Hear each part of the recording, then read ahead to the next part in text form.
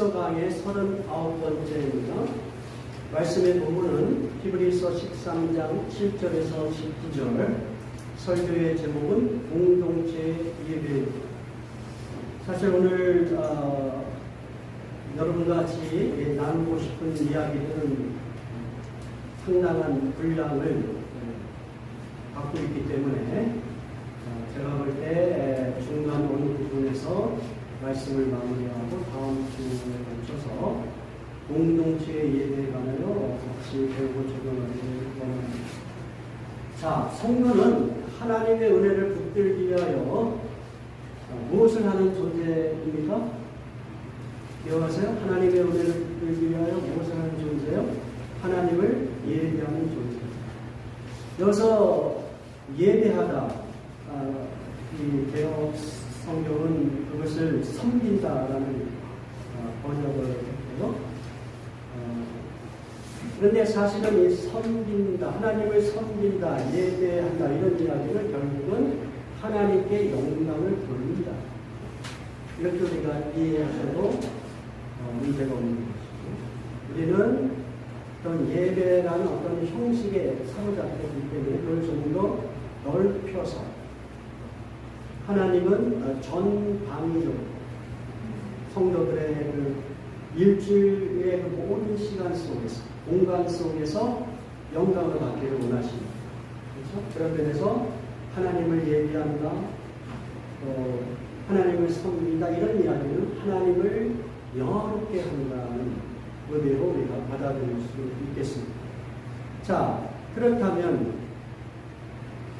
우리는 어떤 식으로 하나님을 예배할 것인가, 하나님께 영광을 돌릴 것인가. 그래서 그 부분을 이제 히브리서 13장을 통하여 같이 배우고 적용하고 있고요. 우리는 지난주까지 일상의 생활 방식을 통하여 하나님을 예배하고 하나님께 영광을 돌리는 것에 대하여 같이 배웠습니다. 자, 오늘 또 다음 주에 걸쳐서는 교회 공동체 속에서의 예배. 예배라는 그 말에 어떤 한정을 두지 말고 예배 공동체를 통하여 우리는 하나님께 어떻게 영광을 돌릴 것인가, 우리는 어떻게 하나님을 섬길 것인가, 이렇게 여러분이 좀 더 확장해서 이 부분을 같이 배웠으면 좋겠습니다. 자, 첫 번째, 교회는 성도들이 있고 또 그들을 인도하는, 그들을 이끌어가는 지도자들이 있어요. 이 지도자들에 관하여 어떻게 우리에게 말씀하고 있는지를 같이 살펴보기를 원합니다. 교회는 예배 공동체이고, 예배란 말이 좀 더 확장돼서 우리가 이해한다면 교회 공동체를 통하여 하나님께서 어떻게 영광을 받을 것인가, 이렇게 이해하는 차원에서 영어식으로 이야기하면 리더들, 그 리더들은 어떤 사람들, 그 리더들에 대하여 성도들은 어떤 태도를 취해야 되는가, 이런 것들을 간략하게 살펴보려고 합니다. 리더들이라고 하면 오늘 우리 교회에서는 목사라고 할 수 있겠어요. 대부분의 교회에서는 목사, 감리교에서는 목사와 감독을 이야기할 수 있겠습니다. 예. 자, 그런 어떤 리더들을 우리가 상상을 하면서 한번 말씀을 배워보기를 원합니다. 히브리서 13장 7절 같이 보는 겁니다. 하나님의 말씀을 너희에게 들려주고 너희를 인도하던 자들을 생각하며 그들의 행실의 결론을 주의하여 보고 그들의 믿음을 보온다고. 여기서 그 리더들을 이야기하고 있어요. 인도하는 자들, 리더들을 이야기하고 있어요. 근데 이 리더들은 이미 세상을 떠나고 없는 선배 크리스찬으로서의 리더를 이야기하고 있어요. 그들의 행실의 결말이라는 것은 죽음을 표현하는 완곡한 표현이라고 할 수가 있겠죠. 그들이 어떻게 신앙으로 살았는지 그것을 주의하여 보라고 이야기하고 있죠. 그래서 히브리서 13장 7절에 나와 있는 그 리더들은 아마도 이 히브리서 공동체가 속해 있던 교회를 세웠던 리더들을 이야기하고 있는 것 같습니다. 그러나 아직 이 세상에 존재하죠. 그들은 열심히 교회의 털을 닦고 그리고 교회를 섬겼던 리더들이라고 하시죠. 그런데 그 리더들의 역할은 무엇이냐면 한마디로 이야기하면 무엇이에요? 10절 말씀을 보면 하나님의 말씀을 너에게 일러주었다는 것이죠. 교회 리더들의 가장 중심적인 역할은 바로 이거예요. 하나님의 말씀을 읽어주고. 이 당시에는 성경 말씀이 완성되지 않았단 말이에요. 이 신약 성경. 그렇죠? 구전을 통하여 또는 사도들과 그 사도들의 후에 교부들 뭐 이런 사람들을 통하여 말씀이 증거가 되었다는 것이죠. 구전을 통하여 또는 어떤 그 암송을 통하여 또는 편지 형식으로 어떤 식으로든 그러나 그 말씀들이 이제 신약 성경으로 완성이 되겠죠. 그래서 어떻든 그 교회의 그 리더들의 중심 역할은 이 하나님의 말씀을 증거합니다. 자, 그리고 그렇게 하나님의 말씀을 증거한 교회의 리더들이 어떻게 그 말씀대로 살았는지, 그 행실의 결말, 어떻게 그 말씀대로 증거하고 살고 그리고 세상을 떠났는지 그런 것들을 주의하여 보고 그리고 그들의 믿음을 본받으라 이렇게 교회 공동체에게 도전하고 있는 것이죠. 당연하고 그리고 매우 중요한 메시지라고 생각합니다. 우리의 선배 지도자들 또는 쉽게 이야기하면 교회를 위하여 헌신하였던 존경할 만한 그런 지도자들, 목사님들 그 사람들을 생각하고 잊지 말고 생각하고 그리고 그들이 어떻게 그 말씀을 따라 잘 실천하며 살았는지를 주의 깊게 살펴보고 그들의 믿음을 본받는 것.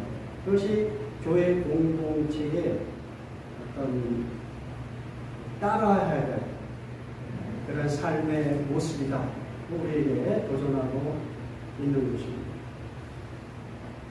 또한 오늘 말씀 속에서는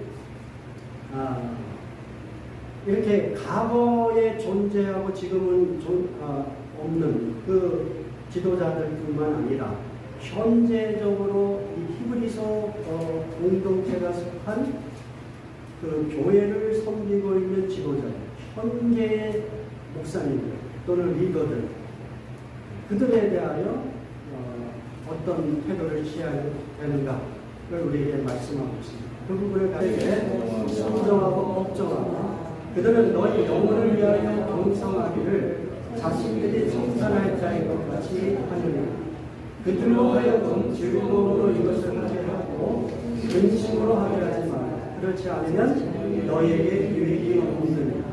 우리를 위하여 기도하라. 우리가 모든 일에 선하게 행하려 하므로 우리에게 선한 안심이 있는 줄을 확신하니 내가 더 속히 너희에게 기도하기를 알고 너희가 기도하기를 더 원한다.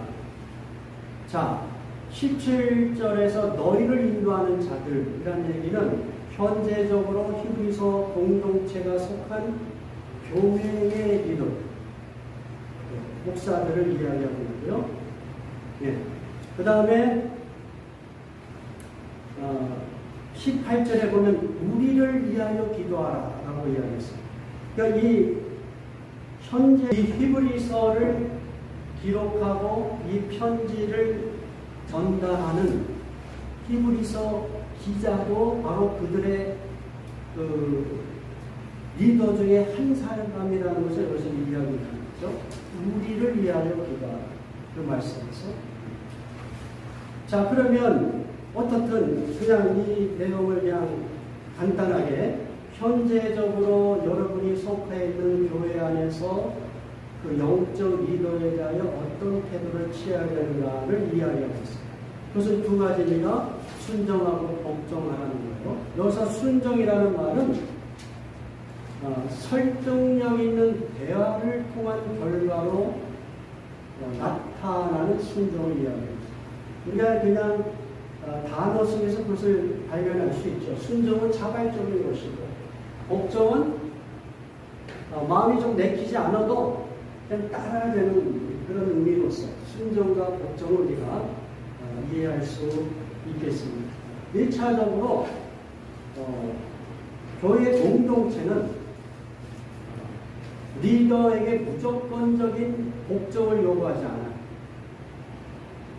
예? 그러니까 설득을 통하여 순종하게 하는 그 과정이 반드시 있는 거예요. 예, 흔히 사이비 이단의 교주들은 정말 그 성도들을 무지하게 만들어서 그 리더가 하는 이야기를 맹목적으로 따르게 하죠. 우리가 그것을 가스라이팅이라고 합니다. 가스라이팅을 통해서 어떤 이성을 사용하지 못하게 하고 보편적인 그 가치관을 무력하게 만드는 그런 어떤 복종을 요구합니다. 그러나 교회에서는 그럴 어떤 틈을 주는 것이 아니에요. 교회는 기본적으로 영적인 리더들, 목사나 성도들이 다 예수 그리스도를 몸으로 하는 무엇에 지체일 뿐이에요. 그리고 여러분은 여러분 나름대로 교회에서 어떤 직분이 없더라도 나름대로 그리스도의 몸된 교회를 위하여 책임의식을 갖고 그 교회를 세워나갈 충성스러운 종으로서의 사명이 있는 목사는, 영적 리더는 그 직분에 합당하게 성도들을 섬기면서 성도들이 교회를 바르게 섬길 수 있도록 어떤 역할을 감당하는 존재들이 영적인 지도자들입니다. 그러니까 오늘날 우리가 목사가 제일 이제 이해하기 쉬운 영적 지도자로 우리가 이제 생각을 할 수가 있는데 교회 안에서 그러면 여러분 항상 기억해야 될 것은 순종과 복종이라는 거예요. 왜냐하면 복종이라고 얘기하는 것은 지도자로서의 그 권위를 인정해 주는 거예요. 그리스도 안에서 우리는 다 형제, 자매, 동일한 존재이지만 그들의 그 어떤 직분, 역할이 있기 때문에 그 역할을 잘 수행할 수 있도록 우리가 존중해 주는 거예요. 이제 그 부분을 이제 우리가 좀 더 살펴보겠지만 그런 차원에서 복종의 의미가 여기서 사용되는 것이고요. 그리고 또 한 가지는 그러나 대부분의 경우 제가 볼 때 설득을 통하여 순종을 하는 릴레이션십입니다. 설득을 통하여. 뭐냐면 제가 이렇게 여러분에게 설교하는 것은 일종의 무엇이냐면 하나님의 말씀을 여러분의 이성과 경험과 오감에 그럴듯해. 아멘. 목사가 이야기하는 그 하나님의 말씀이 그럴듯해 라고 느끼게 해서 여러분이 순종하도록 저는 뭐예요? 설득하는 거예요. 그게 설득. 이게 하나님의 말씀이니까 여러분 아무 그 이성도 사용하지 말고 여러분의 어떤 지혜나 이런 경험도 무시하고 그냥 말씀이니까 받아들이십시오. 그게 믿음이다. 그게 아니에요. 하나님은 기본적으로 우리에게 이 말씀을 주신 것 자체가 우리를 설득하게 하는 말씀을 주신 거예요. 그러면 목사는 설교를 통하여 여러분을 설득시켜서 하나님의 말씀에 순종하도록 돕는 직분을 갖고 있습니다. 제가 이해하는 설교는 어떤 면에서 성부의 성격도 있지만 무엇을 기반을 하냐면 여러분의 이성과 경험, 지혜의 설득을 통하여 순종을 요구하는 그런 방식이 설교라는 것이죠. 순종하고 복종해야 되느냐?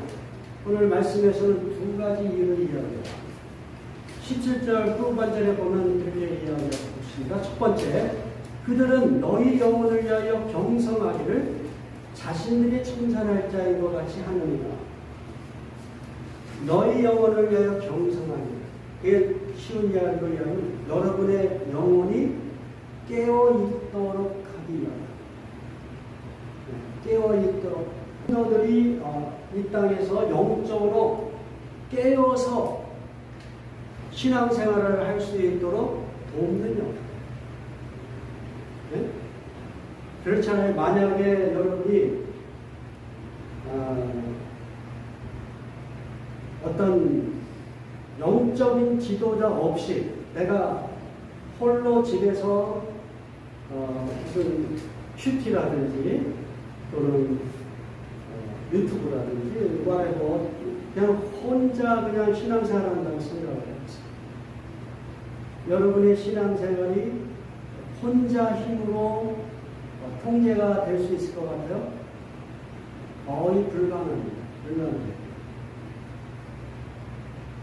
그렇기 때문에 하나님께서 공동체를 형성하셔요. 예수 그리스도를 믿는 사람들의 믿음의 공동체를 형성해서 그들이 서로 격려하고 도전하고 이런 과정을 통하여 영적으로 어떻게 깨어있게 만듭니다.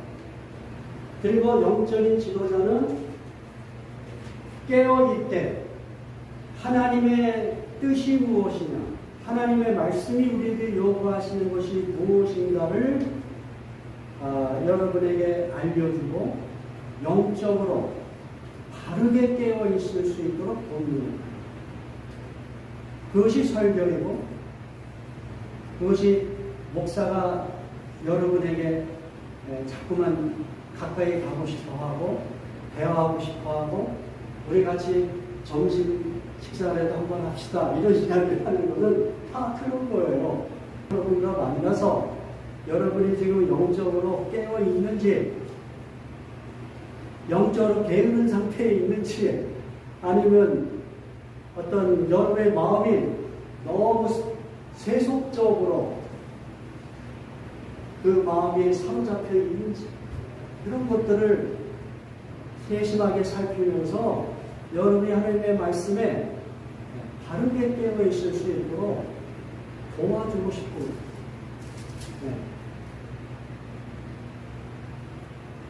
교회 공동체는 영적 지도자를 통하여 깨어있도록 그렇게 깨어있도록 돕는 행위, 그것이 구체적으로 보면 바로 이런 공적이에요.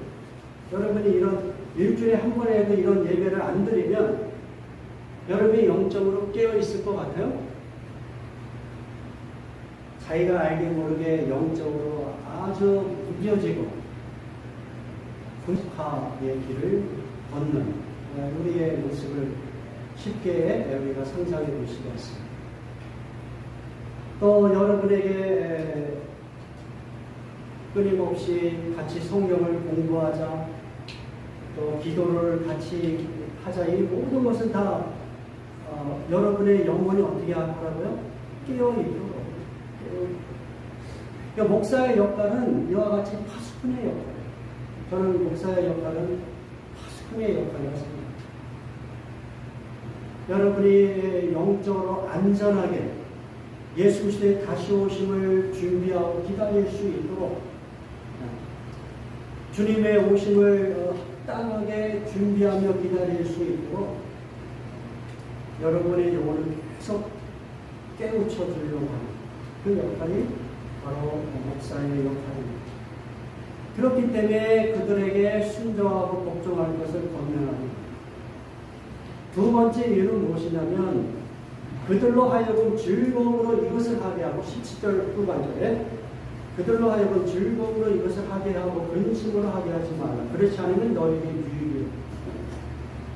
여러분이 쉽게 이 부분을 이해하실 수 있을 것입니다. 목사와의 릴레이션십이 좋지 않으면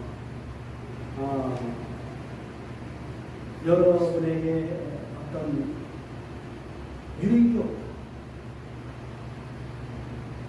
목사가 여러분을 영적으로 깨우치게 하는 역할을 하려고 하는데 여러분이 끊임없이 목사를 신뢰하지 못하고 그 교제를 어려워하고 목사 만나기를 너무 힘들어하고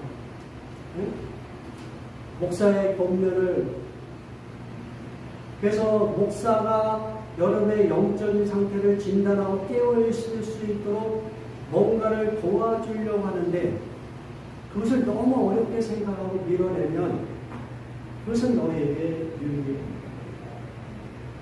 그러한 기본적으로는 성도들에게 기쁨으로 일을 감당할 수 있도록 영적인 지도자에게 순종하고 복종하는 어떤 이러한 태도를 보이라고 우리에게 도전하고 있는 것입니다.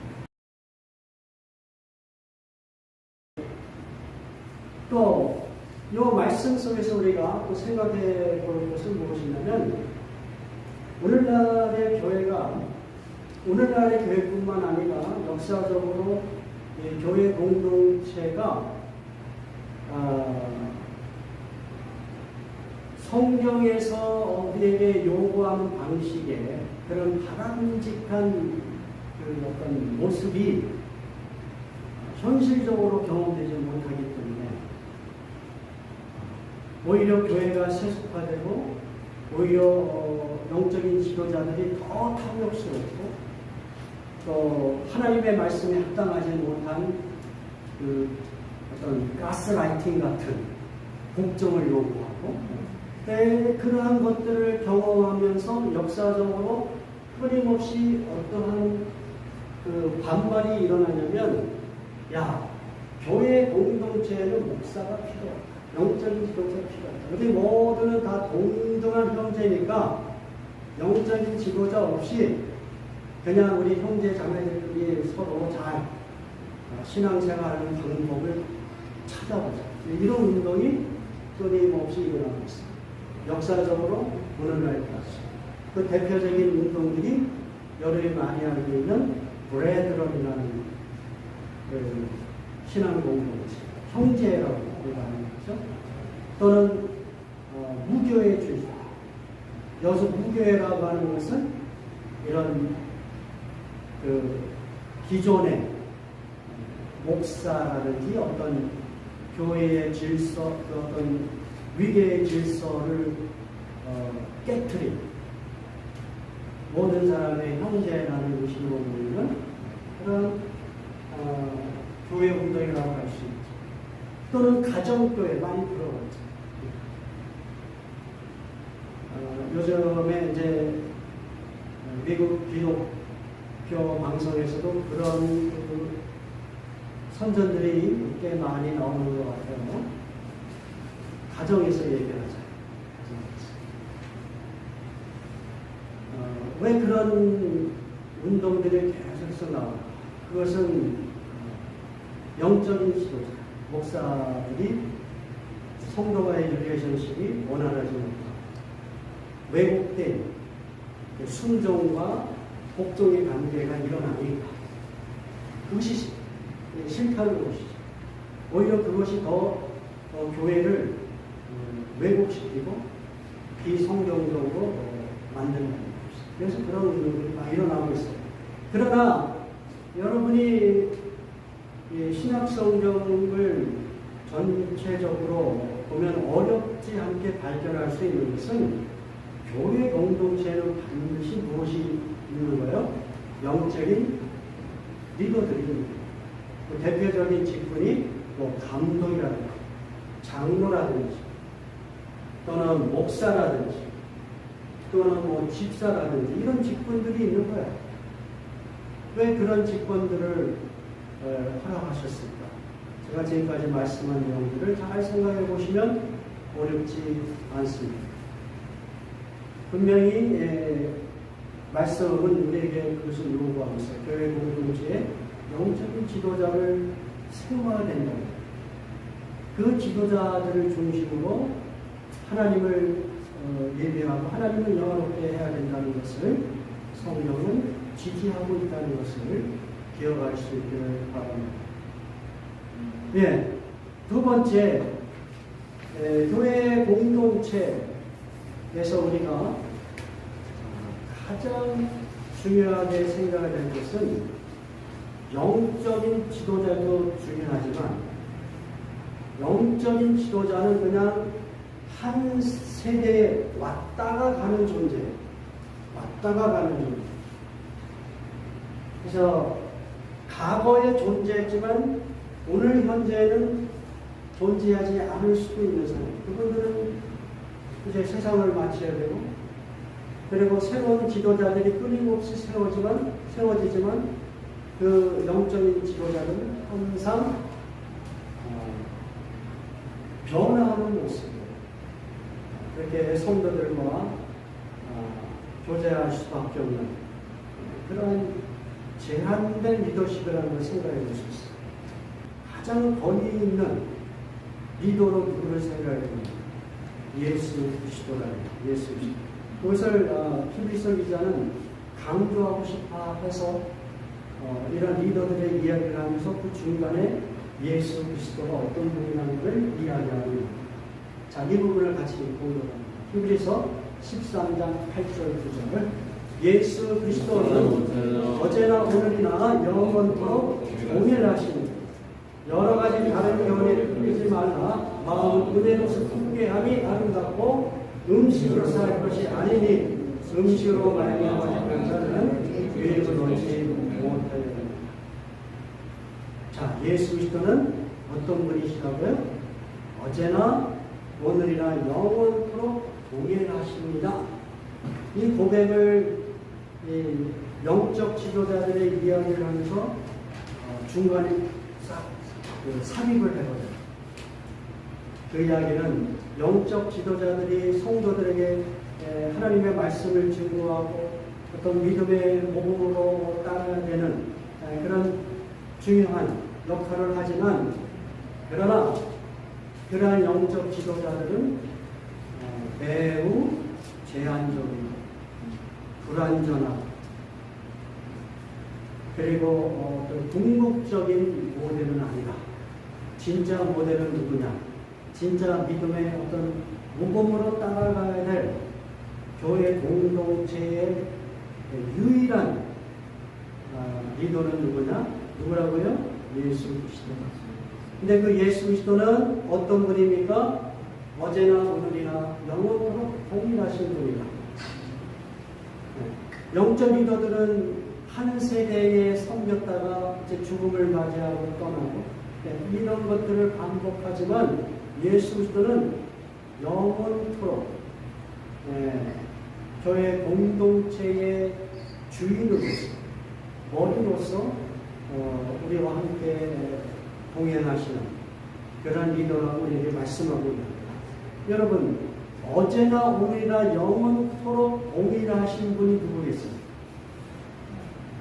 하나님을 표현할 때 이 말을 쓰는 게 아니겠어요?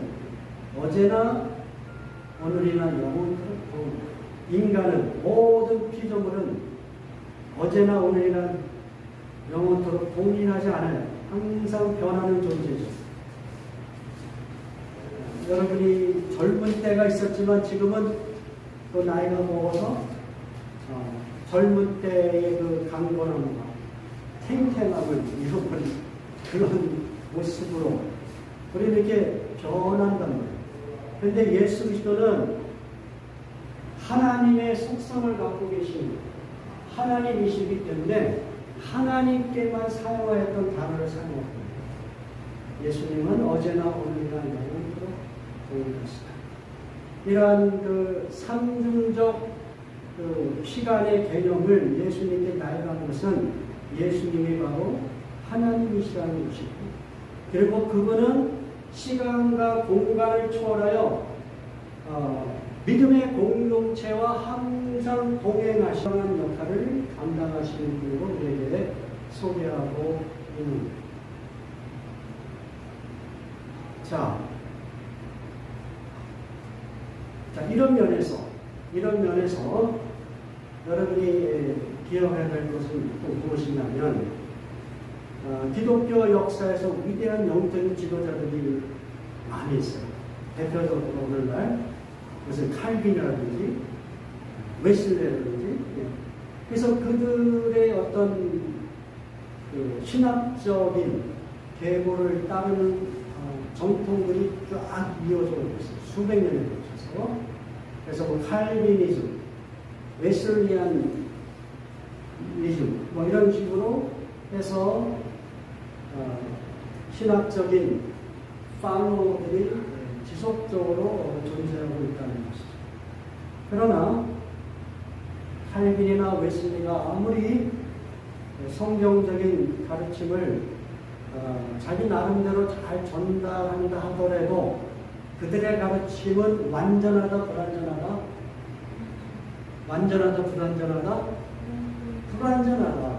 이거 항상 기억하시고, 칼빈주의 때문에 목숨을 걸 필요도 없는 것이고, 내가 감리교인인데 그 감리교가 주장하는 것 때문에 목숨을 걸 필요가 없는 것입니다.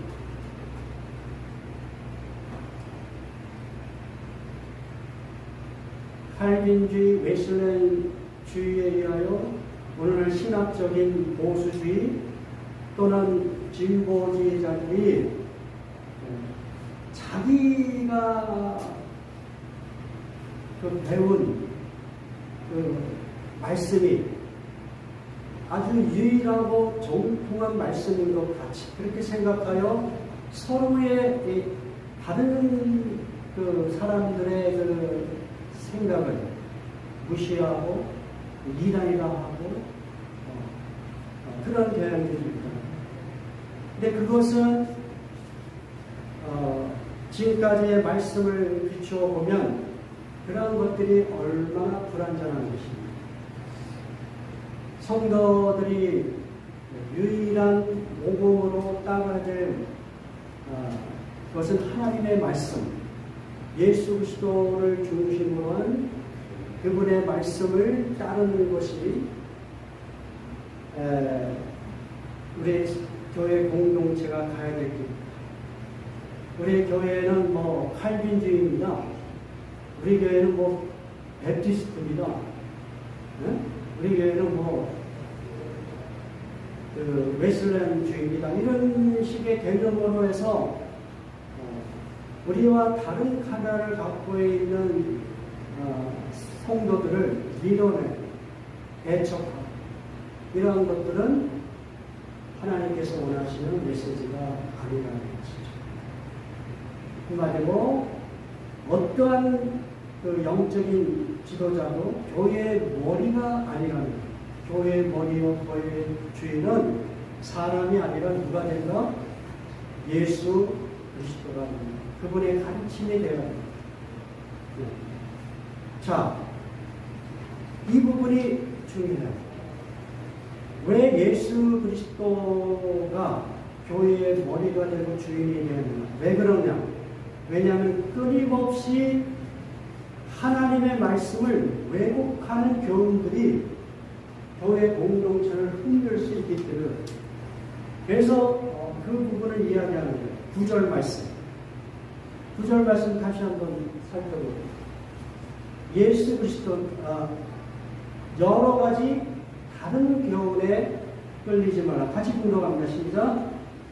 여러 가지 다른 교훈에 끌리지 말라. 마음은 은혜로서 썩게 하니 아름답고 음식을 사는 것이 아니니 음식으로 말미암는 자는 유익을 얻지 못하였느니라.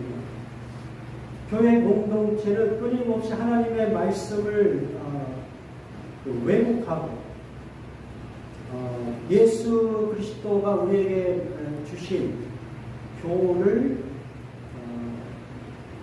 잘못 적용시켜서 교회를 흔드는 그런 일들이 역사적으로 끊임없이 오늘날까지도 그러한 일들을 경험하고 있기 때문에 예수 그리스도가 유일한 주인이시고 머리 되셔서 그분의 가르침을 따르는 것이 중요해요. 자, 그러면 히브리서 공동체가 경험하였던 여러 가지 다른 교훈이 무엇인가? 그 대표적인 것을 여기서 무엇이라고 이야기하고 있냐면 음식에 관한 규정을 따라야지, 그래야지 하나님의 말씀에 합당하고 그래야지 하나님을 온전히 예배하는 것이다 라고 생각하고 있는 잘못된 교훈을 지금 지적하고 있는 겁니다. 더 구체적으로 얘기하면 유대교 시스템 속에서 모세의 율법을 따라서 내 19장에 나와 있는 정결한 음식, 부정한 음식을 구별하는 것, 그래야지 너희들의 신앙이 올바로 세워지는 것이다 라고 가르치고 있답니다. 그거 지키지 않으면 내가 영적으로 상당한 문제가 있다라고 가르치는 그런 음식에 관한 율법주의, 그것을 여기서 이해하고 들고 있습니다. 여러분, 그러나 우리는 이미 살펴봤어요. 히브리서 9장 10절에 그렇게 되어 있죠. 이런 것은 다만 먹는 것과 마시는 것과 여러 가지 씻는 예식과 관련된 것이고 개혁의 때까지 육체를 위하여 부과된 규칙들입니다. 예수님이 이 땅에 오셔서 우리에게 완성시켜 주신 그 복음의 내용, 그 내용이 우리에게 전달되기 전까지에만 효력이 있는 규정이다. 먹고 마시고 정결케 하는 의식들은 다 어떤 한시적인 것이다. 새 언약에 의하여 새로운 방식의 믿음의 삶을 살아가는 성도들은 더 이상 그렇게 먹고 마시고 정결케 하는 의식과 관계없는 더 높은 차원의 삶을 요구하고 있다는 것을 우리에게 말씀하고 있어요. 그런데 흥미로운 것은 2000년 전에 유대교를 고집하는 사람들이 끊임없이 음식에 관한 규정을 주장한 것이 오늘날까지도 몇몇의 전 세계의 어떤 종교인들에게 동일하게 비슷한 방식으로 이러한 규정들을 요구하면서 종교 생활을 하도록 한다는 거예요. 여러분이 많이 알고 있는 오늘날 유대교에서는 코셔 음식을 이야기해요. 코셔. 또 이슬람교는 할랄이라는 음식만 헌금을 한답니다. 또 불교에서는 아예 그 동물을 먹지 않잖아요. 채식만 먹도록 하잖아요. 그렇죠? 또 힌두교는 말할 것 없이 특별히 소고기를 먹지 못하게 합니다. 그래서 끊임없이 수천 년 전의 그 종교나 오늘날의 종교는 이 먹는 규정을 포기하지 않아요. 이 먹는 것을 자기들의 그 어떤 신앙의 아주 중요한 부분으로 그렇게 만들어버려요. 또 이 오늘날 그 제7안식교, 네? 제7안식교에서도 어떻게 해요? 그대로 레위기 19장에 나와 있는 말씀을 적용해서 그들이 예수 그리스도를 믿는다고 하면서 이 구약적인 음식 규정을 지키려고 애를 씁니다. 자, 그러나 오늘 말씀은 우리에게 분명하게 이야기하죠. 그러한 음식의 규정이 여러분의 그 삶에 유익을 주나요, 안 주나요? 물론 육체적으로는 그러한 어떤 정결한 음식, 부정한 음식을 구별하여 먹는 것은 여러분의 건강을 위해 좋은 것입니다. 그렇죠? 그래서 여러분도 어쩌면 요즘에 다 코시아 서양 사람들은 그런 음식이 훨씬 더 위생적이고 몸에 좋다는 것을 알고 있기 때문에 그들의 종교와 관계없이 코셔 할랄 음식을 선호하는 경향이 있습니다. 저도 여러분이 이왕이면 건강 음식을 먹었으면 좋겠습니다. 그러나 먹되 그것이 여러분의 어떤 영혼이나 여러분의 어떤 신앙의 근본적인 어떤 율법과 같은 음식으로 여러분이 취급해서는 안 됩니다. 여러분의 신앙과 여러분의 영적인 성장을 위하여 그것이 온전한 유익을 주지 못한다고 이야기하고 있습니다. 그리고 진짜 우리가 성도들이 추구해야 될 것은 뭐냐면 마음은 은혜로서 굳게함이 아름답다는 것을 기억하고 그렇게 살아가고자 하는 겁니다. 다른 교훈, 이 다른 교훈이라고 했을 때 여기에서는 음식에 한정을 해서 이렇게 비유를 드렸지만은 사실은 이 음식은 무엇을 대표하냐면 율법주의를 대표해요. 행위를 대표하는 거예요. 뭐냐면 행위로 무엇인가를 하면 그러면 내가 하나님과 더 가까워지고 나의 믿음이 든든해지고 내 마음의 평화를 만들어 갈 것이다 라는 어떤 생각을 가지고 그 종교적인 활동을 하는 것, 그 모든 것이 다 다른 교훈이다. 성경이 이야기하는 교회 공동체가 추구해야 될 교훈은 매우 단순해요. 심플해요. 그래서 뭐냐면 뭐라고요? 한번 같이 따라해보세요. 마음은 은혜로서 굳게함이 아닙니다. 나머지는 여러분이 다 어떤 면에서 그냥 육신적으로 도움이 되니까 내가 하는 것이지 이 정도 차원이지 여러분의 그 영혼의 문제에 어떤 영향력을 줄 수 있는 그러한 힘이 없는 거예요. 여기서 마음이라고 하는 거예요. 이 마음이라고 하는 것은 헬라어로 카르디아라는 단어를 사용했고요. 근데 이 마음은 여러 가지로 번역이 가능해요. 하트, 마인드, 또는 이너 셀프, 또는 어떤 오펙티브 센터, 어떤 감정적인 중심의 역할을 하는 그러한 표현으로서 이 카르디아라는 단어를 사용합니다. 그래서 이 마음을 우리가 충분하게 설명을 할 수 없지만 대체로 그냥 우리의 어떤 존재의 가장 중심된 것, 그 속에서 지정의를 발휘하는 그 어떤 것이, 그것이 마음이에요. 그러니까 성도들의 삶은 매우 단순한데 이 마음을 어떻게 해야 된다? 굳게 하는 거예요. 이 마음이 굳게 세워지는 것, 그것이 교회 공동체가 예수 그리스도의 관계 속에서 추구해야 될 것이에요. 자, 그러면 성경이 어떻게 이야기하냐면 잠언서 4장 23절에 그 무엇보다도 너는 내 마음을 지키라. 그 마음이 바로 생명의 근원이기 때문에. 그래서 이 마음을 지키라고 이야기하고 있고요.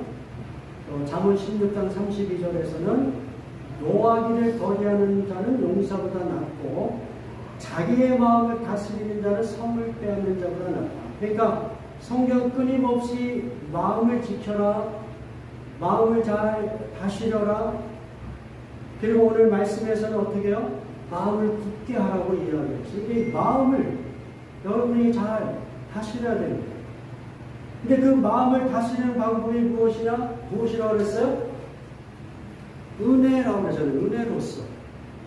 그러니까 여러분의 마음을 잘 다스리는 방법은 은혜로서 다스리는 것이지, 율법이나 음식의 규정이나 어떤 선행이나 행위로 다스리는 게 아니라는 거예요. 우리는 그러한 것들을 통해서 내 마음이 안정되고 평안하기를 원하죠. 그러나 그것이 아니라 성도들의 삶은 이 은혜로 말미암아 이 마음이 든든해진다는 거예요.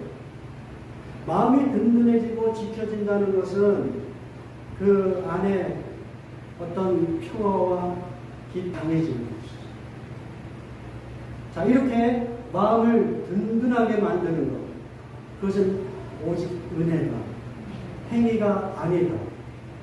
그 은혜는 하나님이 주신 선물이고, 그렇다면 여러분은 끊임없이 여러분의 마음에, 여러분의 지정의라고 하는 여러분의 존재 속에 끊임없이 하나님의 은혜를 공급하셔야 돼요.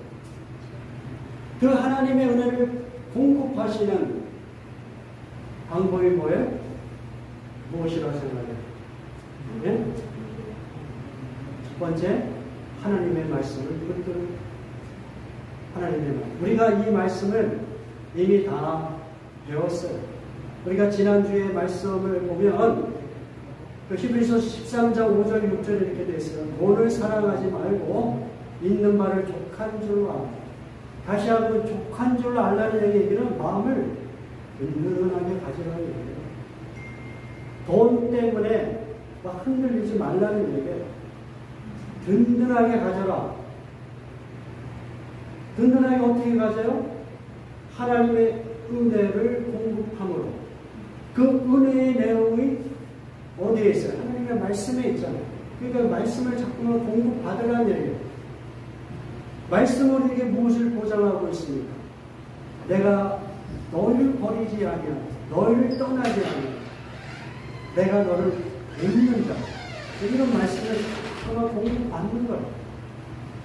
두 번째, 마지막으로 우리는 하나님께 끊임없이 쉬지 않고 나아가는 연습을 하는 거예요. 그 구체적인 것이 기도. 그래서 4장 15절 16절에 보면은 우리 하나님께서 계신 보좌를 어떻게 표현하냐면 은혜의 보좌라고 표현합니다. 은혜의 보좌. 하나님 우리에게 은혜를 주시는 분입니다. 여러분 막 책망하는 모습으로의 하나님만 생각하지 마시고, 여러분이 비록 죄를 짓고 부족할지라도 그것을 넉넉하게 용서하시고 우리에게 새로운 길을 제시해 주시는 하나님의 은혜를 여러분이 생각하셔야 돼요. 하나님께 나아가는 것은 벌벌 떨고 아주 할 수 없이 안 하면 안 되니까 율법적인 모습으로 나아가는 게 아니에요. 크리스천은. 하나님 우리를 불쌍히 여기시고 우리를 용서하시고 우리를 새로운 삶의 방식으로 살아갈 수 있도록 선물을 주시는 그 하나님. 그래서 하나님이 계신 곳은 은혜의 보좌예요. 은혜의 보좌. 그 보좌. 우리의 마음은 끊임없이 두렵고 근심하고 흔들립니다. 교회 공동체도 마찬가지입니다. 그러면 무엇으로 우리의 마음을 든든하게 붙드시겠습니까? 하나님의 은혜로만 우리의 마음을 든든하고 풍성하고 두 가지를 기억하세요. 하나님의 말씀을 끊임없이 공급하시고 하나님께 나아가는 그러한 연습을 할 수 있기를 주님의 이름으로 축원합니다. 우리 다 같이 기도.